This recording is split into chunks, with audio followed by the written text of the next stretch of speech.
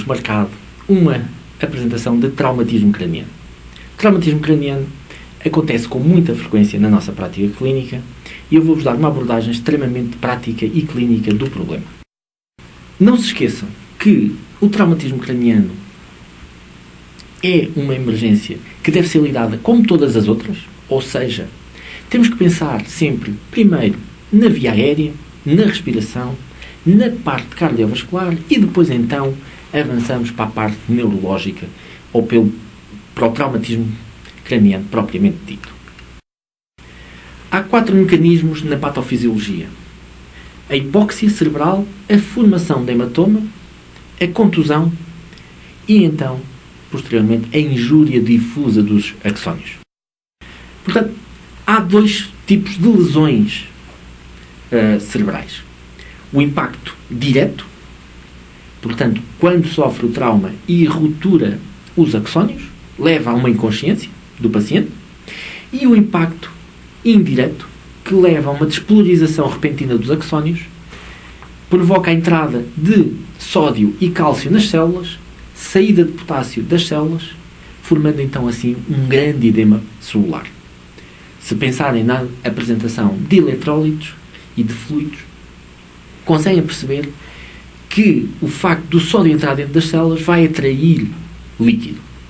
Ao atrair líquido vai destruir células e vai formar edema. Isso leva à ruptura dos axónios e inconsciência do paciente e piorando assim o seu prognóstico.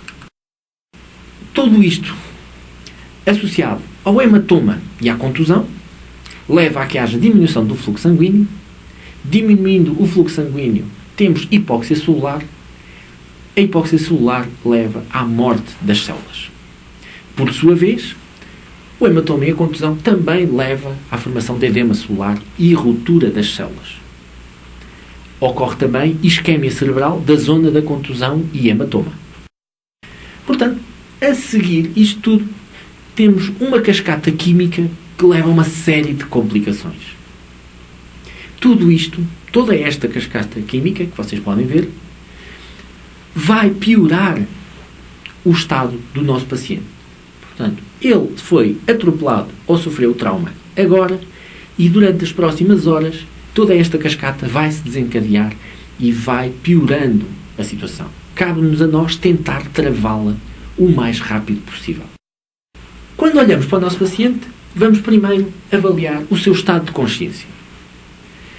Esse estado de consciência é da função concreta do córtex cerebral e do tronco cerebral. Portanto, se o paciente está inconsciente ou em coma, temos evidências que o córtex cerebral e ou o tronco cerebral foram afetados.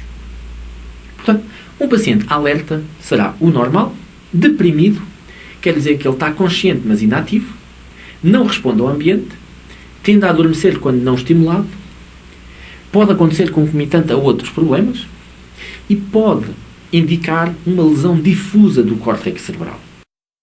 Se por sua vez ele estiver em estupor, o animal tende a adormecer quando não estimulado, não acorda quando é tocado ou na presença de sons, é acordado com estímulos dolorosos, quando chegamos lá e aparece em desconexão parcial entre a formação reticular e o córtex cerebral.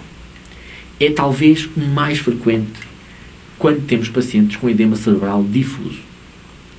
Os mais graves são pacientes que chegam em coma, em que têm uma inconsciência profunda, não acordam nem com estímulos dolorosos, mas, no entanto, têm reflexos simples que estão presentes, têm reflexo flexor e também é frequente em trauma e que não quer dizer que não se mereça o seu tratamento. Pode ser que o paciente se recupere por completo. Também podemos ter alterações na respiração dos nossos pacientes. Ou seja, podemos ter uma respiração de Cheyne-Stokes, é uma respiração rítmica em que há alterações na profundidade.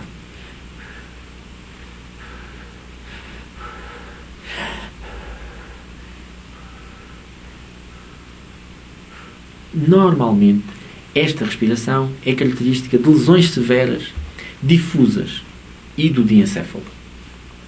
Por outro lado, podemos ter pacientes em hiperventilação. profunda. São lesões do cérebro médio. Ou então respirações apneusticas. São respirações associadas a uma bradicárdia e que evidencia lesões do tronco encefálico, sendo bastante graves. Também podemos ter 3 grandes posições. 2 diretamente relacionadas com o cérebro, ou seja, ter uma posição descerebrado, em que temos rigidez dos 4 membros, o paciente vai estar rígido nos 4 membros, em opistótonos, e isso é um prognóstico extremamente grave. Por outro lado, podemos ter uma posição de descerebelado, em que os membros anteriores estão estendidos, mas os posteriores vão estar fletidos, e temos opistótonos também. Por outro lado, e eu estou aqui só porque pode acontecer, não é uma lesão cerebral, mas podemos ter uma posição de opistótonos com rigidez dos membros anteriores e paralisia dos posteriores. Isso são lesões características de T3-L3. A avaliação pupilar é extremamente importante num paciente com trauma craniano. Vamos verificar como estão as pupilas, qual o seu tamanho e a resposta à luz. Qual a posição do olho e se temos nistagmos ou não. Tudo isso vai-nos dar uma ideia das lesões que estejam presentes. Podemos ter uma ideia, mas não vamos basear o nosso tratamento só nisto. Tenham atenção que a anisocoria pode evidenciar que haja uma lesão de um hemisfério mais grave do que o outro. Podemos ter estrabismo ventrolateral por lesão do nervo oculomotor durante o trauma craniano e uma ausência do reflexo pupilar porque, por exemplo, há uma ruptura ou compressão do nervo oculomotor ipsilateral à lesão. Pode acontecer numa situação de glaucoma por trauma, sinéquia, lesão da retina ou lesão do nervo óptico. Cabe-nos a nós fazer uma avaliação dos nervos cranianos, todos, com particular atenção às pupilas, para tentarmos localizar onde estará o problema do trauma craniano. Avaliação do nistagmos. Se ele não estiver presente, então provavelmente temos uma lesão na região central do tronco cerebral por hemorragia ou compressão por herniação cerebral. Pupilas midriáticas ou medianas sem reflexo pupilar pode evidenciar uma disfunção severa do tronco cerebral. Se vai sendo progressiva, então temos uma hemorragia no tronco cerebral que nos vai dar muito mau prognóstico.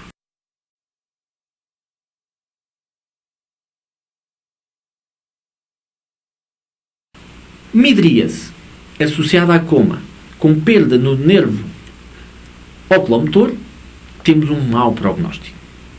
Se houver progressão para midríase, perda do reflexo pupilar, então provavelmente temos um aumento da pressão intracraniana e herniação cerebral grave.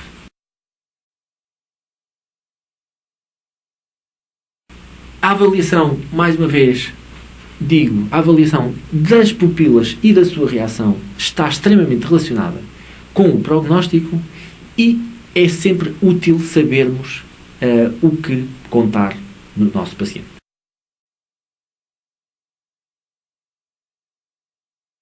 A avaliação da escala de coma é muito útil para nós avaliarmos a evolução do nosso paciente. A escala de coma é baseada em 3 níveis, ao qual nós damos pontuação, somamos e vamos dar prognóstico associado a esta pontuação. A escala de coma é subjetiva, no entanto deve ser aplicada e deve ser feita sempre pela mesma pessoa ou pelo menos pelo mesmo grupo de pessoas, para que possa ter valor prognóstico e algum valor de progressão da doença.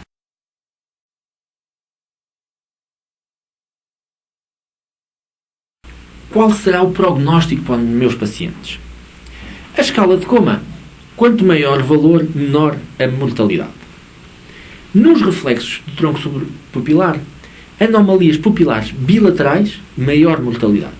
Anomalias pupilares unilaterais, menor mortalidade. Uma pressão intracraniana abaixo de 15, bom prognóstico. Acima de 20, mau prognóstico. Hipóxia. Quanto maior a hipóxia, menor a capacidade de recuperação do paciente.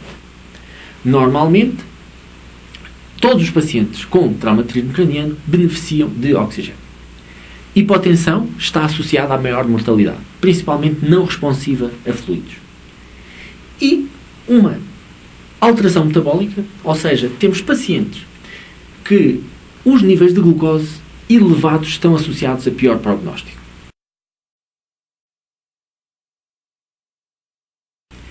Há vários testes que nós podemos utilizar, nomeadamente a medição de glucose e a medição de lactato, e há trabalhos que têm demonstrado que quanto mais elevado o nível de glucose do paciente com trauma craniano, pior é o seu prognóstico.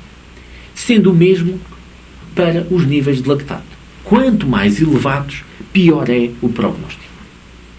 Portanto, temos de ter em conta que todos estes pacientes nós devemos lutar o mais rápido possível para restabelecer pressões sanguíneas, restabelecer níveis de oxigênio, restabelecer níveis de glóbulos vermelhos, tentar controlar os níveis de glucose e de lactato de ringa. E de lactato. Quando estamos a fazer recolha de sangue, evitar usar a jugular. Porque cada vez que nós comprimimos a jugular, estamos a aumentar a pressão intracraniana. Qualquer paciente com traumatismo craniano, devemos vigiar as pressões sanguíneas e tentar tratar a hipotensão. No entanto, muitos deles estão hipertensos. Hipertensos pode ser por dois grandes motivos. Ou está hipertenso e está taquicárdico, e então aí temos evidências de ter um paciente com dor, e vamos dar analgésicos, ou hipertenso com bradicardia. Um paciente hipertenso com bradicardia provavelmente está a desenvolver uma coisa chamada reflexo de Cushing. O reflexo de Cushing é exatamente isso. Hipertensão, bradicardia, e está intimamente relacionado com o aumento da pressão intracraniana. Portanto, qualquer paciente com síndrome de Cushing deve ser tratado de imediato. Estamos aqui a falar de pressão intracraniana e como é que ela vai aumentar? Bem, ela vai aumentar porque aumenta o volume do líquido cefalorraquidiano secundário à obstrução pelo edema ou coágulos. Aumenta o tecido cerebral secundário a edema difuso ou localizado. Aumenta a massa cerebral secundária à formação de hematomas e aumenta o volume sanguíneo secundário à perda da autorregulação. Portanto, tudo está a contribuir para o aumento da pressão intracraniana. Por outro lado, o medo, a dor, a excitação, o choque hipovolémico, a hipotermia, a hipóxia, a isquemia cerebral, o aumento da pressão de CO2 sanguíneo, tudo isto está a aumentar a pressão intracraniana. E o aumento da pressão intracraniana está a perpetuar as lesões cerebrais que inicialmente começaram pelo trauma. Quais são os sinais de aumento da pressão intracraniana? Bem, devido ao aumento da pressão intracraniana, somente o paciente pode ter vômito, papiloidema do nervo óptico, confusão mental. Devido à lesão cerebral local, podemos ter vômito, confusão mental, rigidez descerebrada, ausência dos reflexos do tronco cerebral, hipertensão arterial, bradicardia, não se esqueçam do reflexo de Cushing que nós falámos anteriormente, e respiração anormal ou apneia.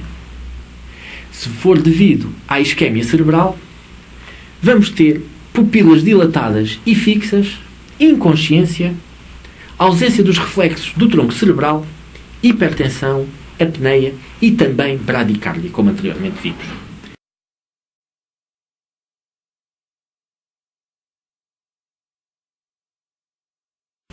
Ou seja, a pressão intracraniana vai aumentar, resumidamente,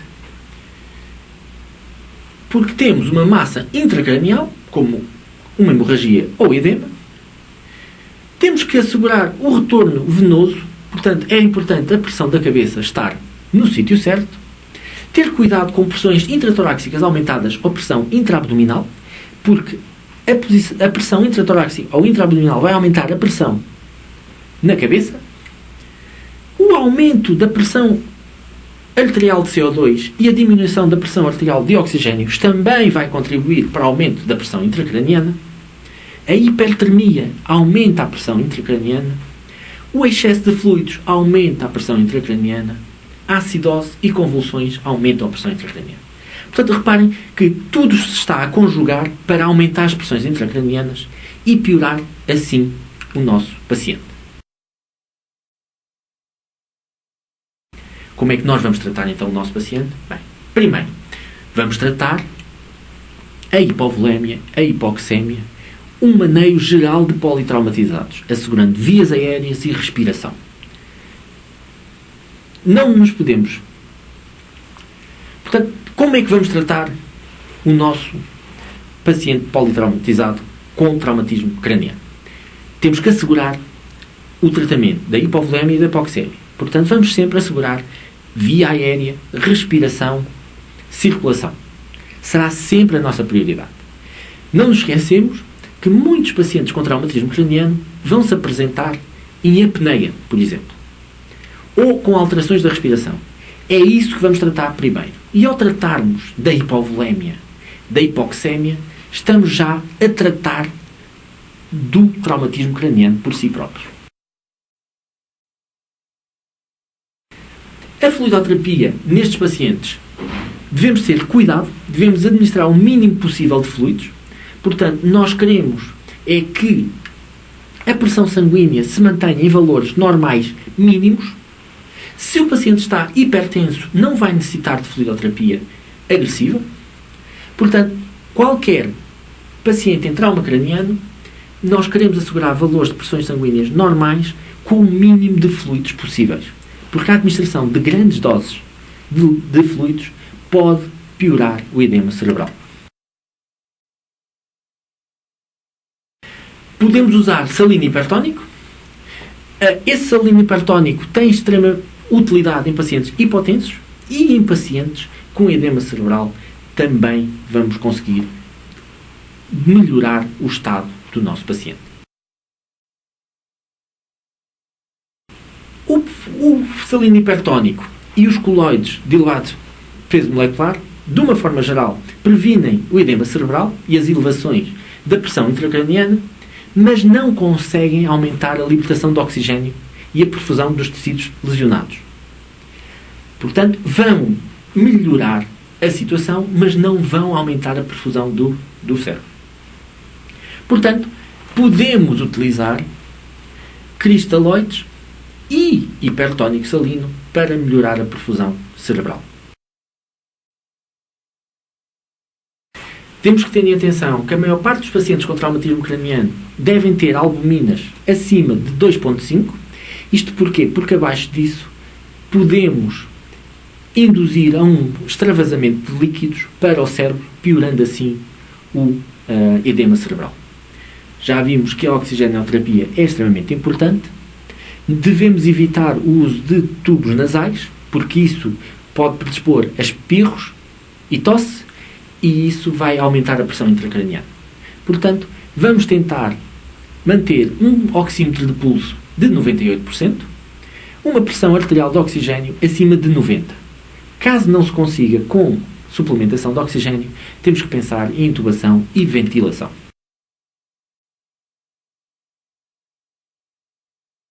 Já todos chegamos à conclusão que todos os pacientes com trauma craniano devem ser oxigenados, idealmente hiperoxigenados. Também já sabemos que o edema cerebral que aparece pode ser de dois grandes tipos, citotóxico e vasogénico. Os efeitos máximos do edema cerebral aparecem 24 a 48 horas após o trauma. Como é que aparece o edema citotóxico? Bem, de uma forma geral, é subsequente à isquémia. Aparece por metabolismo celular anormal por falta de ATP, diminuição do transporte transmembranário, por perda das bombas de íons, e acumulação de sódio e cloro que vão atrair água para dentro dos neurónios. Portanto, há um edema dos neurónios, das células da glia e das células endoteliais. Por outro lado, temos edema vasogénico. Esse edema vasogénico aparece por destruição da barreira hematocerebral, acumulação de mediadores inflamatórios, como prostaglandinas e radicais livres, e por lesão das membranas das células endoteliais. O vasogénico é mais responsivo ao tratamento. Agora, como vimos, pacientes em trauma craniano necessitam de uma boa oxigenação e têm tendência a acumular CO2 sanguíneo. Uma vez que necessitamos de hiperoxigenar estes pacientes e de retirar todo o CO2 que é acumulado, há fortes indicações para uma ventilação assistida.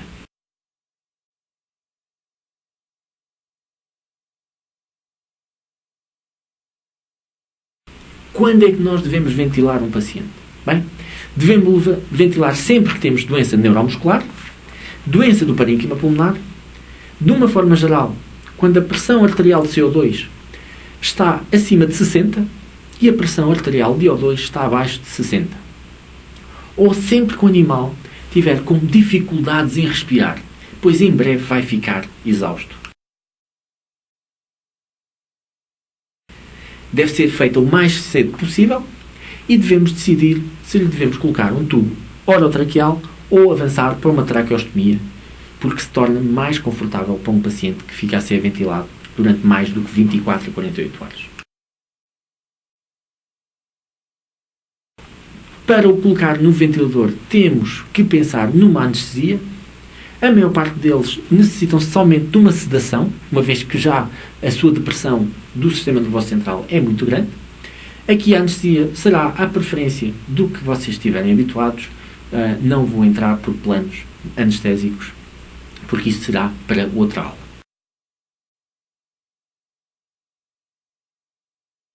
O objetivo da ventilação é fazer com que a pressão arterial de oxigênio fique situada perto dos 100 milímetros de mercúrio, a pressão arterial de CO2 fique situada por volta dos 35.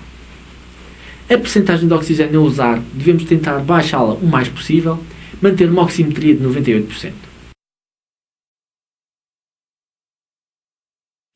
Estas são as linhas gerais para um paciente sem patologia respiratória para ser colocado no ventilador.